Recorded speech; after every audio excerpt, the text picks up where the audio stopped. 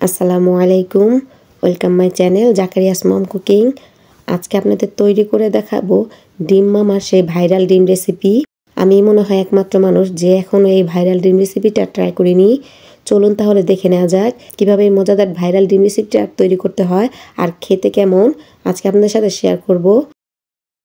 এজন্য এখানে আমি 3টা ডিম নিয়েছি। ডিমগুলো আমি সিদ্ধ করে নিয়েছি।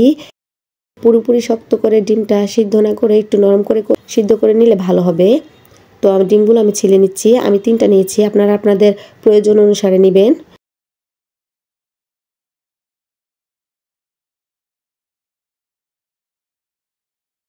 তো ডিমগুলো আমার ছিলে নেওয়া হয়ে গেছে। এখন ডিমের ভিতরে যে পুরটা দিব সেটা তৈরি করে নিব।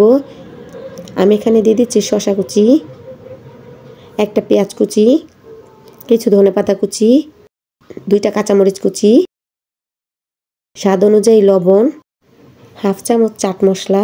এই চাট মশলাটা হাতের সামনে না থাকলে এটা বাদ দিতে পারেন, কোনো সমস্যা নেই। 1 চামচ টমেটো সস, 1 চামচের মতো তেঁতুলের আচার। এখন হাত দিয়ে ভালোভাবে একটু মিশিয়ে নিচ্ছি। আমি এখানে সরিষার তেল দিতে ভুলে গিয়েছিলাম, দিয়ে দিচ্ছি 1 চামচের মতো সরিষার তেল। এখানে অনেকে কাসুন্দ ব্যবহার করে, পার্সোনালি আমার কাছে কাসুন্দটা ভালো লাগে না, তাই আমি দিইনি, আপনারা চাইলে দিতে পারেন। মিশিয়ে নেওয়া হয়ে গেছে। এখন যে ডিমগুলো আমি পরিষ্কার করে রেখেছিলাম সেই ডিমগুলো নিয়ে নিচ্ছি।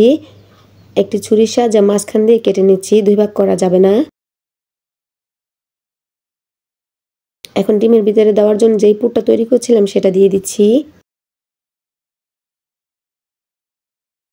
ভালো লাগলে ভিডিওতে একটি লাইক দিবেন এবং প্লিজ আমার চ্যানেলটি সাবস্ক্রাইব করবেন। আর যারা সাবস্ক্রাইব করেছেন তাদেরকে অসংখ্য ধন্যবাদ।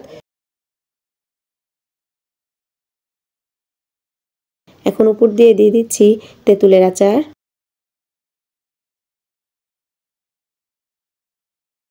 আমার ভাইরাল ডিম রেসিপিটা কিন্তু তৈরি করা হয়ে গেছে। আমি ট্রাই করে দেখেছি, আলহামদুলিল্লাহ অনেক মজার। কেন এই ভাইরাল ডিম রেসিপিটা এত জনপ্রিয়, বাসায় অবশ্যই একবার ট্রাই করে দেখবেন, আপনাদের কাছেও ভালো লাগবে। আমার কাছে তো অনেক ভালো লেগেছে। সবাই অনেক ভালো থাকবেন, সবাই সবার জন্য দোয়া করবেন। আল্লাহ হাফেজ।